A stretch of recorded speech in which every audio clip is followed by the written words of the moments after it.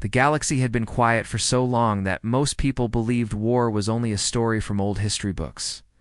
Children grew up hearing tales of the Great Peace, 1,000 years without a single battle between the great civilizations. Starships moved freely across borders. Planets traded goods without fear. The idea of soldiers, weapons, and invasions felt as far away as the age of swords and castles. Even the humans, known long ago for their fierce spirit, had grown used to calm skies and friendly voices on every channel. But at 3:42 a.m. Terran Standard Time, deep space radars on the human listening stations picked up something that did not belong. Hundreds of shapes appeared on the edge of the neutral zone, moving in tight formation. At first, the operators thought it was an error, a ghost, reading from the scanners. But when the second, third, and fourth stations confirmed the same readings, the truth settled over them like a cold shadow. These were ships, and they were not slowing down. In the capital on Earth, Peace Council called an emergency meeting. Leaders of allied alien worlds appeared on the holoscreen, their faces calm but their eyes nervous. Many insisted there was no danger, that this was probably just a training exercise by one of the older empires. Yet the human representatives said nothing at first. They were listening, watching, letting the data speak. The ships were large, heavily armed, and moving directly toward human colonies on the outer rim. It had been so long since anyone had seen a fleet like this, that even the oldest admirals had to search ancient files to compare the designs. The ships belonged to the Clitha species, not heard from in over 900 years. The last time the Clith had been seen, they had been forced into peace talks after losing a brutal war against a coalition of races, including humanity. Now, they were back, on the other side of human space. Far from Earth's bright cities, Captain Arya Vale was asleep in her quarters aboard the long-range patrol ship, Horizon's Edge. The soft hum of the engines and the gentle vibration of the hull were familiar, almost comforting. But the call that came in from her first officer shattered that comfort. "Captain, you need to see this." Moments later, she stood on the bridge, hair still loose from sleep, staring at the tactical display. Dozens of red markers moved steadily toward the colony world of New Vega. "How long?" she asked. "At their current speed, less than 12 hours, came the reply. Arya knew New Vega had no heavy defenses, only small patrol craft and planetary shields meant to stop meteor strikes, not warships. The Horizon's Edge was too far to reach them in time, but they could still send drones ahead to warn the colony and transmit live images back. When the drone cameras arrived in orbit over New Vega, the bridge fell silent, dark shapes blocked. The stars, massive Clith battleships lowering through the clouds. Their hulls were covered in strange, jagged armor, like blades pointing in all directions. On the ground, people ran through the streets as sirens screamed. The Clith broadcast their message across every frequency. "People of New Vega, surrender now and live under our rule. Resist, and your city will be turned to ash." In the colony's council chamber, the governor stood before the camera, calm, but defiant. "We are citizens of the Terran Union," he said. "We do not kneel to threats." The Clith commander gave no reply, only a hand signal. From the sky, beams of burning light rained down, tearing apart the colony's defense towers. The sound reached the drone's microphones deep, terrible, and final. On the Horizon's Edge, Ria's crew watched in frozen silence. The peace accord had been broken, and not with words, but with fire. Some of the younger officers looked pale, almost sick. They had never seen war, never seen what it did to cities, to people.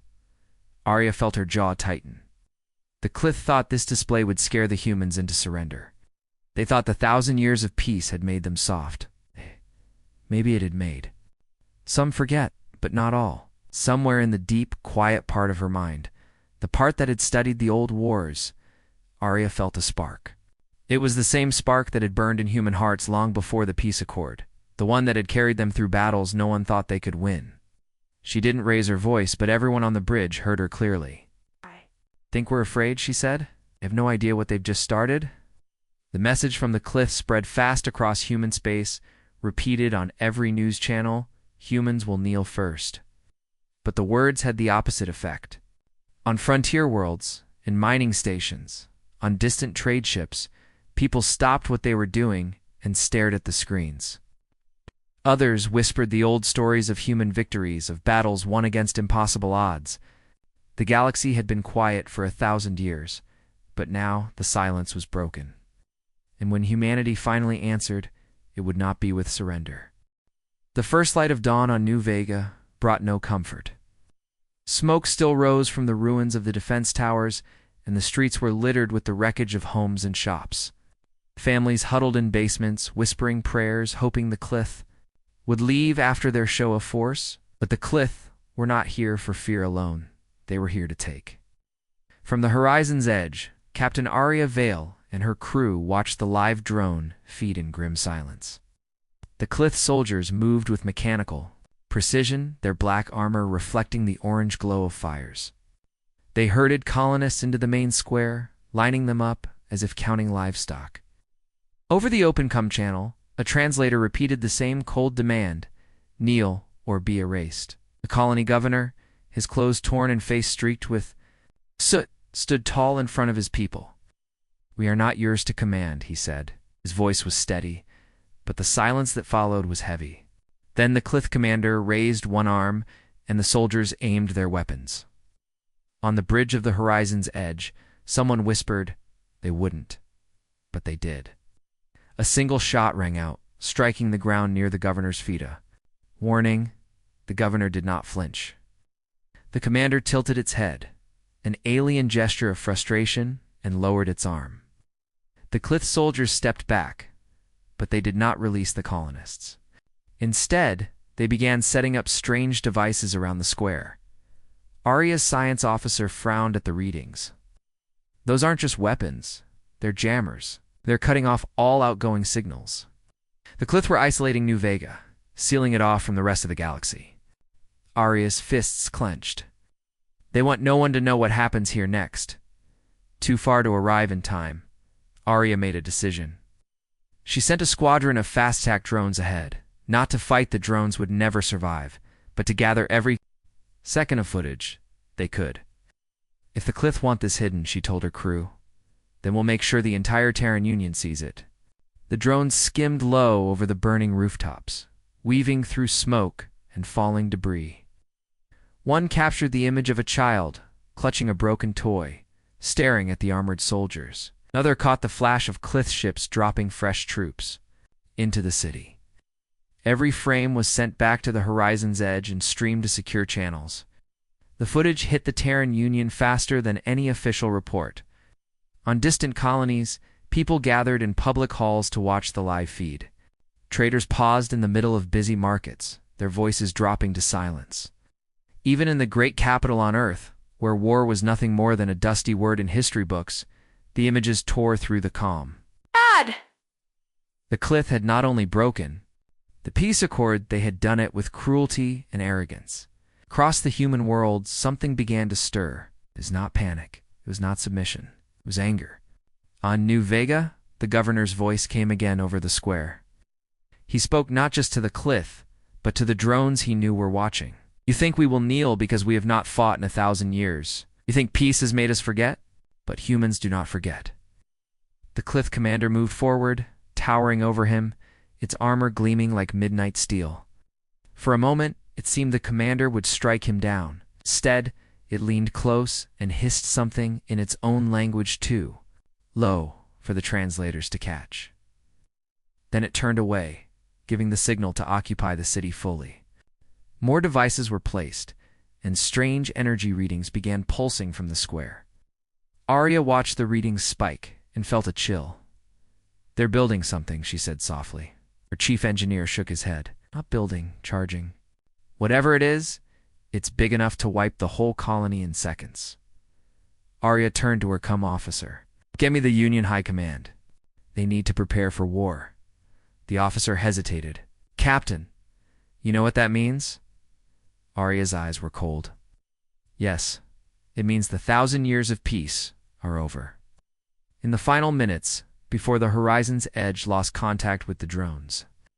The Cleath fleet above New Vega shifted formation. Large, jagged warships moved into a protective ring around the planet. A dark shadow passed over the colony as one of the massive ships descended lower than before, its engines growling like thunder. The last drone feed cut out in a burst of static, but not before it caught the governor raising his head to the sky, defiance still burning in his eyes. Across human space, people who had never seen war before felt something ancient rise within them. Old stories of human courage returned to memory. Somewhere deep in the quiet heart of space, messages were sent to places no one had spoken. Of in centuries places where humanity's greatest weapons had been sleeping, waiting for the day they were needed again. Deep beneath the frozen peaks of the Himalayas, in tunnels sealed for centuries, massive steel doors began to grind open. The sound echoed through the dark like the growl of some awakening beast. Few in the galaxy knew these vaults even existed. Most believed that after the Great Peace, humanity had dismantled all its war machines. But that was a lie one carefully crafted and guarded through generations. The truth was that the weapons had not been destroyed. They had been hidden. Row upon row of war mechs stood in silence, their armor coated in a century's worth of dust. Starfighters rested in cradles, like sleeping predators. Massive rail cannons stretched along the walls, their barrels cold but ready.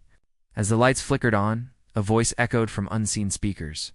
Project Iron Fist is now active. In the capital on Earth, the Union High Command met in a chamber, sealed from all outside eyes. Around the table sat admirals, generals, and leaders of worlds scattered across human space. Captain Arya Vale's transmission from the horizon's edge played in the center of the room, showing the Cleath's occupation of New Vega, the jammers, the strange devices. When the video ended, the chamber was silent for a long moment. Then one of the older admirals spoke, his voice low. We knew peace would not last forever. We planned for this day. At his signal, holograms of hidden vaults appeared in Mars, under the ice of Europa, deep in the asteroid belts. Our weapons have slept for 1,000 years. It is time to wake them. Far from Earth, on the horizon's edge, Arya received new orders. She was to rendezvous with a supply convoy carrying classified cargo from the Mars vaults. Her crew had questions what kind of cargo could be worth diverting them from chasing the Cleath fleet, but Arya gave no answers. She knew only that whatever was coming would not be stopped by standard patrol ships. The convoy's escorts were unlike anything her young officers had seen sleek. Angular vessels with no registry markings, their hulls still painted in the old war colors of deep gray and crimson. The moment the crates were transferred aboard, Arya's chief engineer went pale. Captain, these are pulse cannons, the real ones, the ones from before the Accord. Arya's lips tightened. Then let's put them to use. Meanwhile, the Cleath spread deeper into human territory.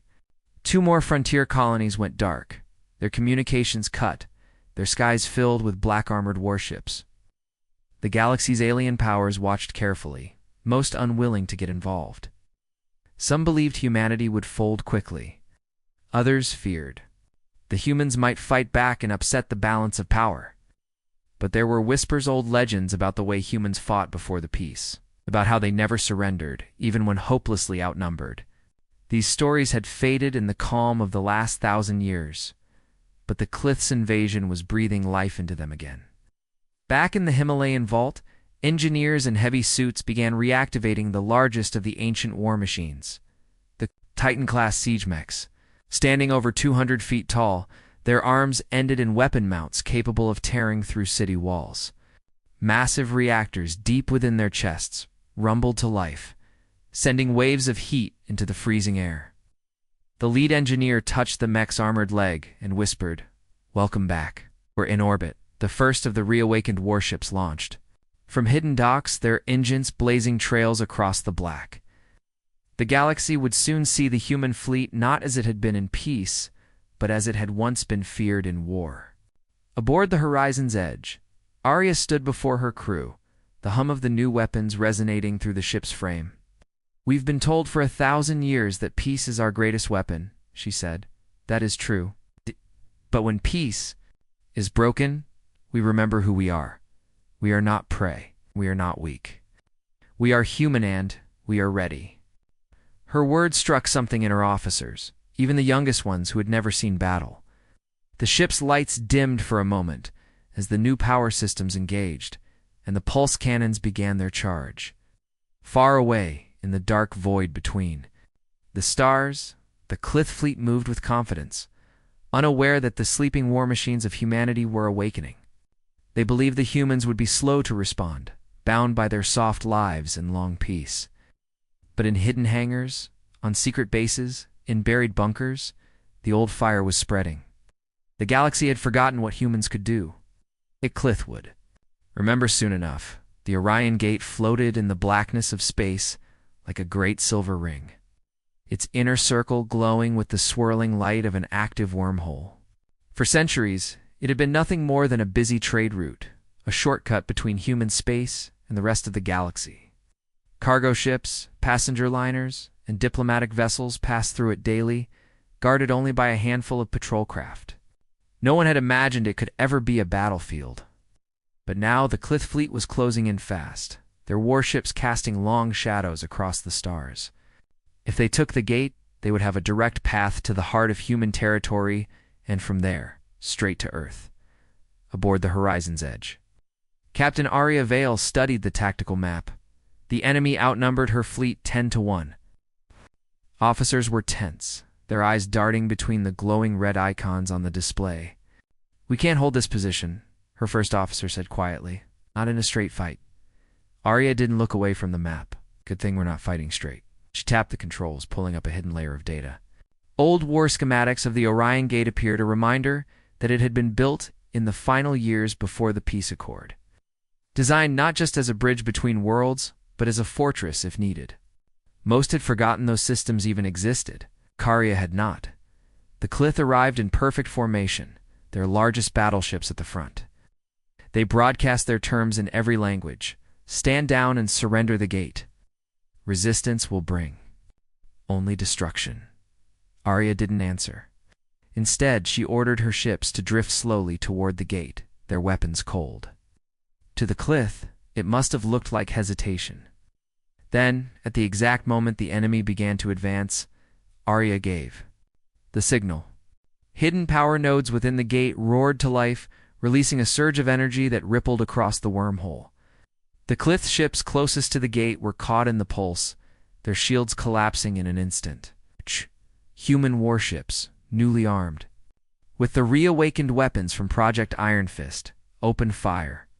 The first wave of Clith vessels was torn apart before they even realized what had happened. But Arya's plan went deeper than that.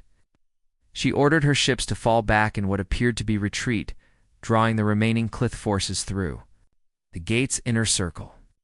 As the last enemy cruiser crossed the threshold, Arya triggered the ancient defense sequence. Massive armored panels swung into place around the ring, sealing the wormhole and trapping the enemy fleet inside a confined kill zone. From hidden gun ports along the structure, automated cannons lit the void with fire. The Clith scrambled to respond, but the trap had been sprung too perfectly. In 6 minutes, their flagship was nothing more than drifting debris. Across the human fleet, cheers erupted, but Arya's face remained calm. She knew this was only the beginning. The Clith had lost a major fleet, but they would send more. It's worse. They now knew that humanity had not been disarmed by 1,000 years of peace, that the old weapons still existed, and the humans still knew how to use them. As salvage crews moved in to recover what they could from the wreckage, Arya ordered all ships to prepare for immediate redeployment. They would need to strike again before the Clith could regroup. Far away, in the Clith command halls, the news of the Orion defeat hit like a thunderclap. The High Warlords demanded answers. How could humans, after so long without war, destroy an entire battle group in minutes? The answer, whispered by one shaken survivor, was simple. They fought. Like demons. Like they had been waiting for this day. Back at the Orion Gate, human engineers began repairing and reinforcing the ancient defenses. The gate's glowing core pulsed steadily, a reminder that it was no longer just a trade route. It was now the shield between the human heart worlds and the enemy. As the horizon's edge pulled away from the gate, Arya looked out over the battlefield. The debris of Clith's ships drifted silently among the stars, spinning slowly like broken teeth. They came here thinking the gate was a doorway, she said quietly to her first officer. We showed them it can be a wall. But even as she spoke, a new transmission arrived on a secure channel that had recovered from the wreckage of the Clith flagship. It wasn't just battle plans or fleet movements. It was something stranger, something that made the room go silent. As the file opened, coordinates to destroyed Clith worlds. Warnings written in the Clith's own language. And one final line, translated into Terran Standard, it is coming. The war room, aboard the horizon's edge, was silent except for the soft hum of the hollow projector. The recovered Clith data spun slowly in the images of burning cities, shattered moons, and entire planets reduced to blackened husks. At first, Arya's officers assumed these were records of Clith victories, but as the images sharpened, the truth became clear. These weren't human worlds. They weren't even in human territory. They were Clith homeworlds, 4 of them, completely destroyed.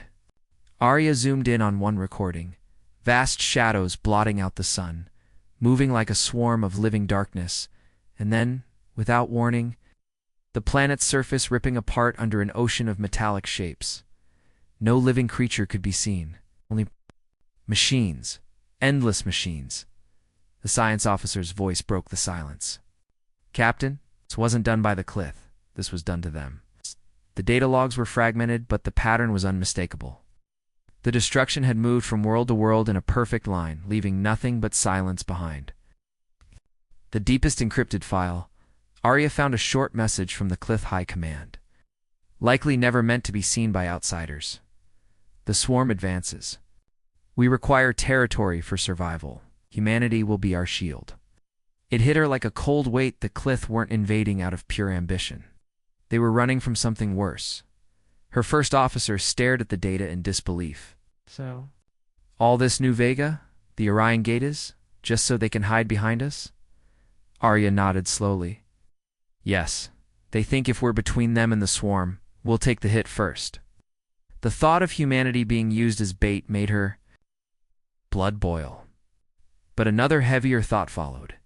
If the swarm had already wiped out several advanced civilizations, even the combined forces of the Clith and humans might not be enough to stop it. High Command's reply came within the hour.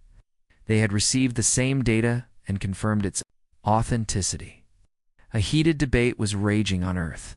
Some argued to let the swarm come, let the Clith take the brunt of the attack as punishment for their aggression. Others warned that if the swarm broke through the Clith, nothing would stop it from reaching human space. The Peace Council, already fractured by the sudden return of war, was on the verge of collapse. Arya made her own choice before the politicians finished arguing. She opened a private channel to the Clith commander whose ship she had crippled at Orion Gate. The alien's face appeared. Its expression unreadable, but its eyes wary. Why should I speak to you, human? It hissed. Arya didn't waste words. Because I know what's coming for you. And I know it won't stop with you.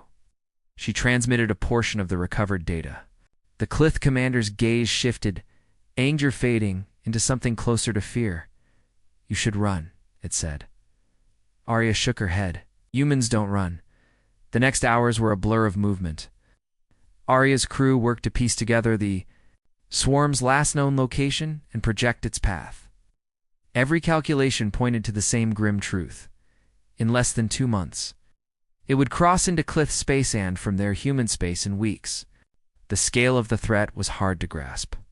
This wasn't an army in the traditional sense. The swarm didn't negotiate, didn't retreat, didn't stop. It consumed everything metal, stone, flesh until nothing was left but a lifeless shell. In the dark corridors of the horizon's edge, crew members whispered about the decision ahead. Should humanity join forces with the Clith, their sworn enemies, to face a threat even they feared? Or should they stand back and hope the swarm would be slowed down long enough for humans to prepare alone? Arya knew there was no safe path, only one that gave them a fighting chance. And that meant doing the unthinkable. When her decision was made, she called her senior officers to the briefing room. "We've spent the last 1,000 years believing peace was the only thing that kept us alive," she said, her voice steady. "We were wrong. What kept us alive was readiness. We buried our weapons. We buried our will. The Clith woke us up. Now something far worse is coming, and if we don't fight it together, neither of us will see another sunrise." She looked at each of them in turn. "Send the message. Tell the Clith we'll meet. But make it clear they fight beside us, not behind us." Far beyond human space. In the cold gulf between galaxies, something vast stirred. Silent wave of movement, too large for any single sensor to track, shifted course. It was coming, and it did not care who stood in its path. By the time Arya's message reached the Clith High Command, the decision had already been made in her heart. Humanity would fight not just for themselves, but for the galaxy. And if the swarm thought the humans would be an easy first meal, they were about to learn the truth the hard way. The first sign of the swarm's arrival was not a ship on the scanners, or a shadow in the stars. It was silence. A Clith border world, heavily fortified and bristling with weapons, stopped transmitting without warning. No distress call, no battle reports, just a clean cut, as if the planet had been erased from existence. Hours. Later, drifting fragments began to appear on long-range sensors. Not wreckage from a battle, there were no burn marks, no impact craters. The material was stripped clean, as if every molecule of metal and stone had been scraped away and taken. The swarm had reached the edge of the galaxy. Aboard the horizon's edge, Captain Arya Vale watched the data feeds in grim silence. Clith fleet, once the hunters, now scrambled like prey, rushing to form defensive lines. But the swarm didn't approach like a conventional army. It came as a living tide, billions of machine constructs, each no larger than a fighter, moving in perfect unity. They devoured asteroid fields, gas mining stations, and abandoned outposts in minutes. By the time the combined Human-Clith Alliance fleets engaged them, the swarm had already consumed 3 more systems. The Alliance fleet gathered at the Eridani-Lena narrow corridor of space that led directly into human territory. Warship was stationed at the center, flanked by Clith battleships whose crews still eyed her with suspicion. The air in the command deck was tense, the hum of the newly installed pulse cannons, a constant reminder of what was at stake. The Clith commander's voice crackled over the comms. "Hold the line, or all is lost." Arya gave no speech. She simply said, "Weapons hot. Let's remind them what humans can do." When the swarm appeared, it was like watching a wall of shadow move through the void. No formation, no banners, just endless seething motion. The first wave hit like a meteor storm, slamming into the Alliance ships and clinging to their hulls. Smaller craft from the swarm drilled straight into armor plating, spilling in like an infection. Arya's gunners fired in every direction, the pulse cannons cutting swaths through the enemy, but for every machine destroyed, 100 more surged forward. The Clith line on the left flank began to break. Arya made her decision instantly. "Helm, take us in, all the way in." Her crew stared at her as if she had gone mad. No one flew into the swarm, but they obeyed. The horizon's edge plunged into the massive machines, pulse cannons blazing. Inside the swarm's chaos, Arya saw at the command core. Not a single ship, but a massive planet-sized structure at the heart of the tide, radiating signals that controlled the billions around it. "That's our target," she said. Her first officer swallowed hard. "Captain, getting that close is suicide." Arya's lips curled into the faintest smile. "Then it's a good thing humans are good at the impossible." Every allied ship still able to fight followed her lead, carving a path toward the core. The Clith flagship moved in beside the horizon's edge, its commander's voice sharp with determination. "We end this together." The closer they got, the more the swarm thickened, throwing itself in the way, sacrificing thousands of its own units to slow them down. Arya's ship shuddered under constant impacts, alarms blaring. But the core grew larger on the view screen until it filled the sky, a cold, black sphere bristling with machinery. Arya gave her final order, all power to weapons. Overload the pulse cannons. I want everything we have in one shot. Her engineer hesitated. That will destroy the cannons. She met his gaze. We won't need them after this. The ship's hull groaned as the energy built to critical levels. When the targeting reticle locked on, Arya's voice was calm. Fire. The blast ripped through the core, splitting it open in a storm of molten metal and electrical fire. For a heartbeat, the swarm froze billions of machines suddenly, without direction. Then, like a wave collapsing on itself, they fell apart, drifting lifeless into the void. But the shockwave from the core's destruction ripped through the battle, hurling ships aside. The horizon's edge vanished into the blinding light, its final transmission carrying only Arya's last words. Tell them, we were not afraid. When the light faded, the swarm was gone. The Alliance fleet was battered but alive. The Clith commander, his armor scorched and cracked, sent a message to the human fleet. We came for war. Out. We found warriors. Across the galaxy, news spread of the battle and the human captain who had flown into the heart of the enemy to end it. Peace would not return easily. But one truth was now certain: humanity had reminded the stars why they were never to be underestimated.